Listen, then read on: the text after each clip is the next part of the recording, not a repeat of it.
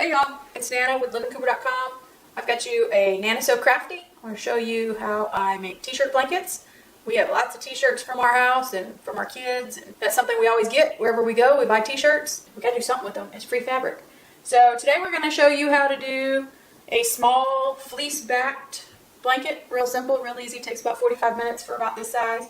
I took 12 of my Navy mom shirts. Well, actually 11 because that one was a filler. Our son's been in the Navy for 10 years. And these were some of the shirts that I've parted with because they don't fit. I've stained them or something. And this is going to be a car blanket. I want you to follow along and see how we do it. I just did a traditional seam on this. Regular, ordinary quilting seam. Sew straight together. And we put fleece on the back. Real simple, real easy. So I did the edges rag rug. One, because I like the looks of it. And two, because if I ever decide to add to it, I can easily add to it. I've done that before with a blanket. And I like that I can do that. So let me show you what I did, and this is my filing system for shirts. As we go through them, I get a big laundry basket and everybody throws their shirts in there, and when I get tired of looking at it, I chop them up. See how I get the shirts from being a shirt to my filing system and then into a blanket in this video. This is just Pops and Mine shirts, and it's pretty empty compared to some of the others because I took 12 shirts for that blanket. And there's 60 shirts on this blanket. There's 30 on the front and 30 on the back. The back is traditional seam like I did here. But the other side is rag rug. I love this. It's so easy. It's not exact. It gives a little texture. I can also add to it because the edges are also rag rug. I've done a king size blanket for our daughter out of this from preschool through high school shirts. And we gave it to her right before she left for college. But with the rag rug, I just like it. I'm lazy. I can't really quilt. This is how I throw it together. So I applique the pieces that come off the shirts. Like these are usually the backs, and then you have the front chest part, or sometimes it's on a sleeve. And I save those pieces and I applique them to fill in the blank parts that are on some of the shirts. And when I use the blanks sometimes to fill in, then I'll save those appliques and I'll have a big filler. So, like, when I was making this blanket, I wanted 12 squares. So, because I'm short Navy mom shirt, I took a blank back, and then I appliqued this pink square. It was a patch on the sleeve of one of my shirts. And as I wash it, it'll get all curly, like in Pops' blanket. So, y'all follow along, learn how to cut the shirts, store the shirts, put them together, and this is two of the ways that I do it. These make great baby gifts, college graduate, or high school graduation, college graduation gifts. We all love to be wrapped in memories, and these make great memory blankets, and the fabric's pretty much free because you already bought the shirt. Y'all follow along, use my ideas, cultivate it into your own idea, and make some great blankets from your heart. Keep watching. Okay, so this is the basket of, I'm not going to wear these t-shirts anymore. Some have holes, some have stains, some don't fit, some are worn and just aren't going to be worn. Some shirts, I will admit, I buy specifically to go on a blanket. So I go through here, and as you can tell, it's not a shirt, but I also make jean blankets. So that made its way in here. So for this, you're going to need scissors, a rotary cutter, a cutting mat, and this is the size that I make all of my t-shirts. So it's, I guess it's 12 by 12. That's the size I make all my shirts. So this one's an easy one. Remember I said I applique some of the pieces. There's the back, and then there's the front. So in this case, cut the shirt apart at the side.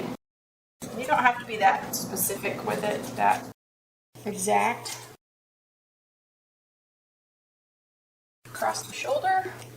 I'm going to set this front aside for later because there's something completely different I do with that. Okay, I have a little glue dot for the center. You just kind of figure out where you want it. As you can see, the shirt design is bigger than my template. It's going to have a quarter inch seam allowance all the way around, so I have to account for that. And I think I want the verbiage more than I want Aggie Mom, so I'm going to scoot up some. Just get to cutting. Alright, so trash, and there you go. I have one t-shirt square. Okay, this one has no design on the back. It was a church camp shirt from our daughter. So in this instance, I use it, I cut all the way through because there's going to be times where you need a blank to fill in spots, especially if you do front and back. And then you'll have a blank. There's no sense in buying more fabric. And it's very important to leave the collar out when you cut it because it's not work out very well. There's been times that I have used that part in the quilt if the shirt's just too short. Like when I did our daughter's preschool t-shirts, they were just too little, so I did have to use part of that. Alright, so this is just a fancy little loop. Some people might know what to do with it besides me. I just cut it down and it goes just like this in the rag box. I'll leave that one long. Alright, so I have a printed shirt and now I have a blank to fill in later. Typically the shirts have a front and back design or a design on one side and then just a solid back. Like I said, I try to find a place for the emblems. So when I'm sorting my shirts, I just do a rough cut on the emblem. I cut all the way across from armpit to armpit. And then I just cut up here, collar. That way I'm sure that I have plenty, depending on how I decide to use it. Got enough for seam allowance, and it'll go somewhere. And this is a trash piece, and then I think I can still get a blank out of this. So hardly any of it's going to waste. It's all getting recycled. And basically it's free fabric. And it's great memories.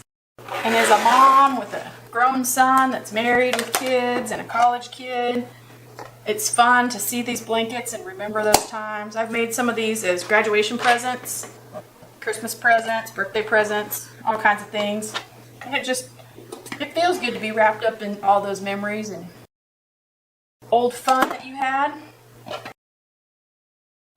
Alright, so I've shown you how I do these and how I sort them, and I'm going to finish this basket, get them all chopped up and sorted. Oh, hey y'all, got out all my boxes that I sort our already chopped up shirts in, and I'm discovering that there's still some that I cut down but need to be cut up. I'll take care of that later. Probably did it when we moved. Anyhow, these are my boxes. Got them all sorted. I have one that's just Texas A&M of our daughter's shirts. This one goes in there. One that's our daughter's shirts that are not Texas A&M.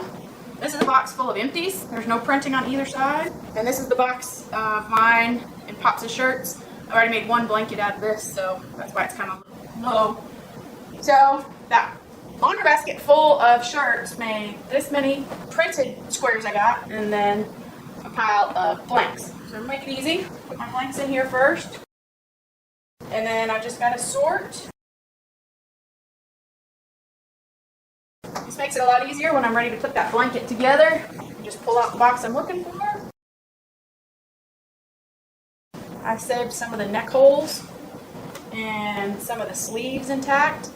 Maddie's little dog Bridget destroys everything. She chews everything up. And I'm going to try to use some of these scraps to make her braided chew toy. So I'll put them all away, got them all worked out, and that way when I'm ready to start sewing, I just grab one or two boxes and get with it. So first I'm going to start with this fleece. You can see I've laid it out on a full-size bed. So I'm going to lay it out on here and see what I've got.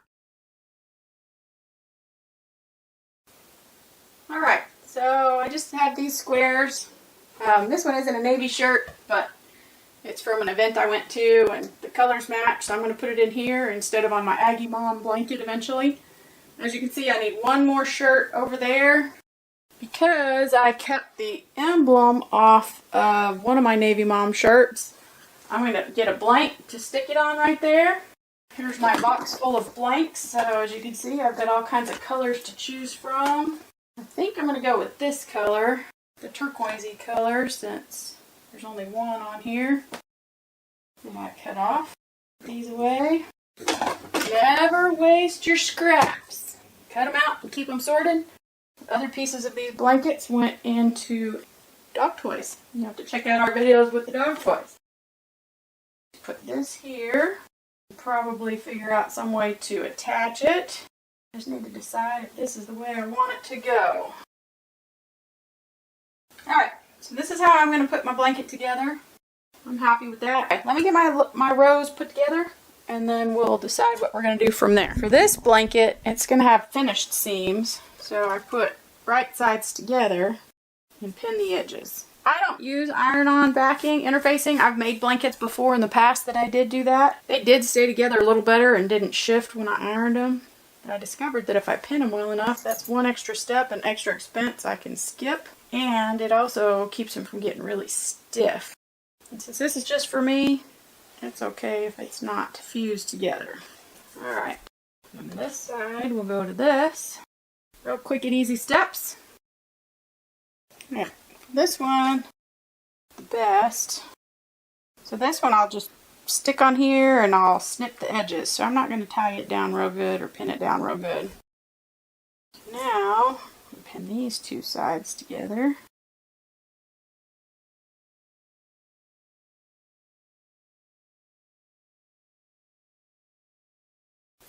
Alright, so I have my top row, my second row, my third row, my bottom row. I've pinned the first seam and the second seam, so I'm going to go sew 1, 2, 3, 4, 5, 6, 7, 8 of these seams together, and then I'll come back and pin the rows together. Easy as putting these seams together. 1, 2, 3. I always do a 1/4 inch seam allowance. It's up to you how you want to do it. Lickety split, straight stitch, no puckering. One down. Alright, we're halfway done with sewing the rows together. So now all of our rows are together. Unpin them and snip them apart. Alright y'all, so I moved all those other rows back to the bed, and I gotta figure out how I want to attach this little sleeve decoration on here. You sit here and mess with this for a second. Alright, so roughly cut it into a square type shape. I'm just going to place it kind of in the middle here. I'm going to snip the edges, kind of like I did this blanket back here that makes the rag rug. So as I wash it, it's going to roll, so it won't really be that obvious if it's out of square. I'm just going to top stitch this on all the way around real quick. 1/4 inch seam allowance again, so I have room to snip it. Okay, easy peasy. Alright, I'm going to go ahead and show you how I'm going to snip this. So my seams, my little scissors. Just going to snip it all the way to the seam just every so often, and then when I start washing it, it'll curl up and just make a cute little decoration. I'm going to sew this line over again because I see my bobbin didn't catch on a good portion, so hold on a second. That's where I get going to pin these together. Alright, let's go back to the bedroom and pin this together. Pretty sure that I probably did not put this back together the same way. So I'm going to play with it a little bit, see how I want it, and then we'll pin it all up. Alright, so I'm going to go with this. Bring you guys over here so you can watch me pin it. Top row, I'm going to fold the second row underneath it, on top of it I mean. I'm going to pin this seam right here. So the first place I start pinning is where my seams are together. I want to make sure they line up really well. So I open the seam allowance like that, and I have a great big sandwich. I'm going to pin the flap on the top and the bottom open. That assures me that I lock that seam in straight. I'll show you on this one closer. Line your seams up really good. Pin open both flaps all the way from top to bottom. Oops. I did both sides there. That was too many. Alright, so I have the pancake there. You see the blue, then the shirt, and then the seam allowance. Pin that open. Pin this open. And I'm going to just come along here and pin the rest of it together so it doesn't wiggle when I sew it. That's row 3. This is row 4. Right sides together. Like this. On the bottom. This is the seam I need to sew, so I need to flip it this way and turn it this way. Gotta pay attention. I'm good at not paying attention, and then I have to rip the whole seam out. Glad I noticed about the colors not matching. I'd have been kind of irritated later. Okay, so I'm going to open this back up and put it in line, make sure I got it right. I don't want to mess it all up. Spread it back out. Alright. So it's correct. As you can see, I got it right. So now I'm going to go ahead and pin up this other seam so that all my seams are pinned at one sitting. Lots of pins, but it makes life easier. And I pin in this direction because I can sew right over them. I don't have to worry about removing them before I get there and the fabric slipping. Sometimes it bends my pins, but it makes my life easier in the long run. Alright y'all, let's go sew these together now. All the pins are out, and all the seams are sewn. I'll show you what it looks like here. This is what's on the back. You can see all of our seams are pretty well lined up. A little bit off there, but I'm not too concerned about it. So I gotta go figure out what I'm gonna do about the fleece, and I'll be right back. Since I don't have any more shirts to add to this blanket, and that's as big as it's gonna get, and it's just for me, and I want to at least let you see a sample of how to do this, I am going to pin it down and top stitch in the ditch all the way down this seam and this seam, all the way stitching the top to the bottom, just so it doesn't come apart and have weird gaps and stuff. So I want to pin it really good, and then I'm going to trim around it, and then I'm going to sew these two seams, and then I'll attach the front to the back all the way around. So follow along. I'm going to give a little bit of space because most of this is going to go unused anyway. Smooth it out the best I can and run some pins down here, and then I'll trim it. Go ahead and put a few pins along the outside just to hold it. It's not permanent. I'll readjust them later. Alright, so I'm going to snip roughly all the way around the edge so I don't have to battle with all the extra fabric. And then I'm going to sew these two seams, and then we'll come back and sew the outside seam and be done. Make it a little bit easier. Roll this end in so I can get to that seam a little better. Less mess in between. I'm going to stitch in the ditch right down the middle of this seam from top to bottom. Normally I try to use a bobbin thread that matches so you don't see it. I'm doing all white so we can see it. This is just an example of how to do it. Like I said, this is just an example just for me, just to give you an idea of how to do it. It's going to be my ride around in the car blanket because it's not huge and bulky. If you do a good job on your stitch in the ditch, you won't even see the stitch on the top side, just the bottom side. Alright, that's one seam down. I'm going to rotate it. Do the same thing on this side where I roll in the edge. Make it easier to get through the sewing machine arm. Makes it a lot more manageable. This feels so cozy already. Fleece and comfortable old t-shirts. I'm ready to curl up with this thing on a road trip. I wonder where Pops can take me. Back to Storybook. That would be perfect. If you haven't been to Storybook Cabins in Ruidoso, New Mexico, you are missing a great place to stay. This would be just right for those evenings on the porch or the early mornings on the porch watching the wildlife.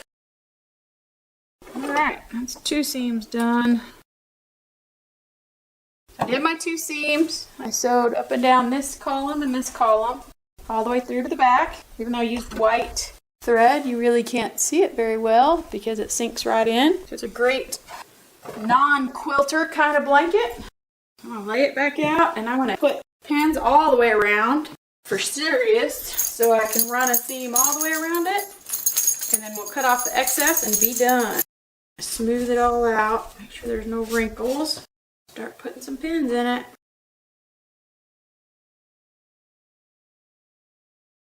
Alright y'all, I'm going to put a seam all the way around the outside of my squares onto the fleece, and then I will snip it, and then we'll be all done. Corner here, and start back at the top. Alright, let me pull these pins out. We're halfway done with the outside seam.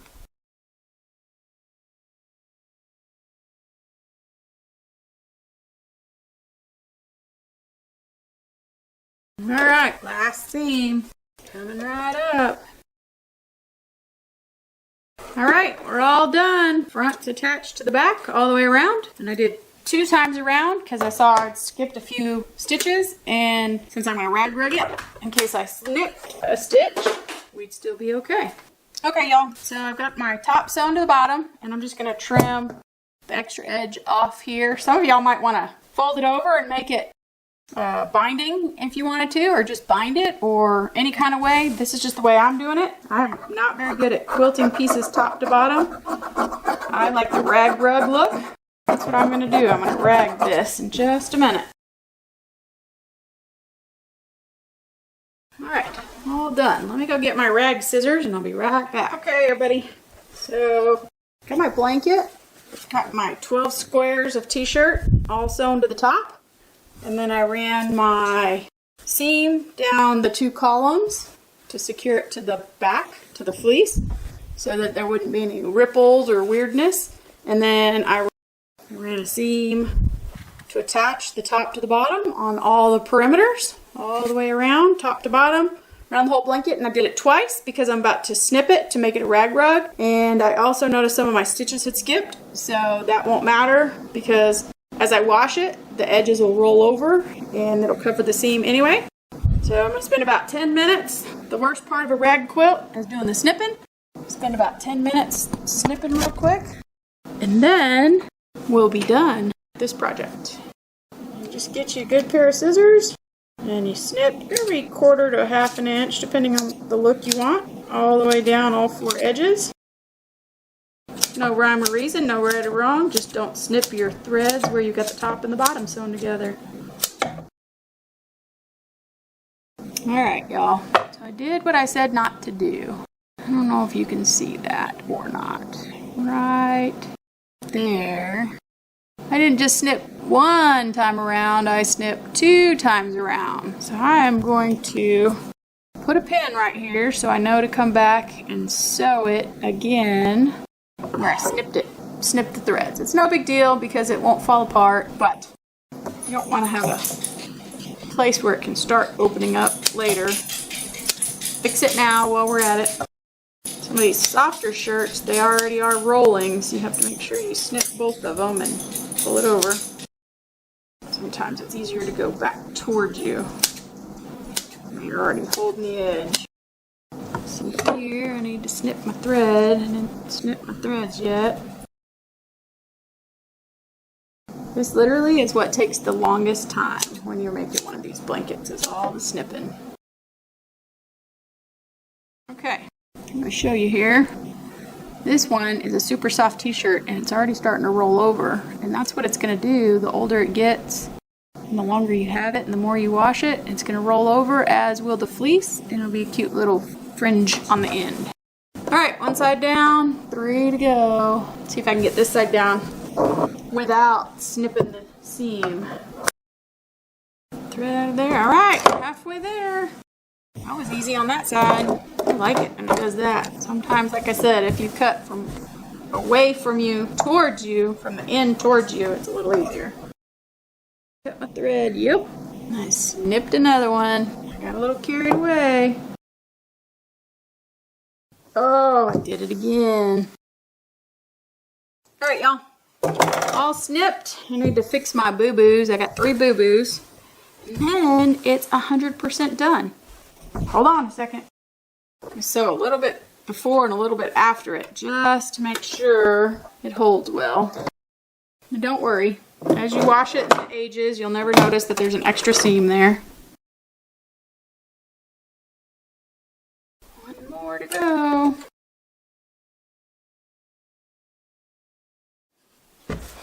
Alright, y'all, so I'm done. It really probably would have taken about 45 minutes start to finish because I already had the squares cut. I've got 12 squares and 1 piece of fleece on the back. I did pretty simple. I did a rag rug on the edge. But as I wash it, it'll pill over and roll over like it did there, as will the fleece. And it's just real fun and real easy. It's something if I wanted to, I can add on. Just make it bigger and bigger.